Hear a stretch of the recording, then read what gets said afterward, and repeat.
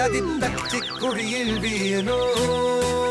അവിരവമ്മത്തട്ട അതി കണ്ടു ചിരിച്ചു.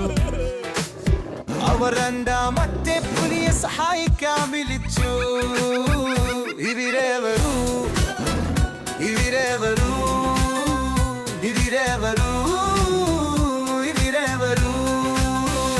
രണ്ടു കോപമുള്ള പുലികൾ വവളു പോകുന്നു. ആദിരാതിരാണി നടന്നു പോകുന്നു.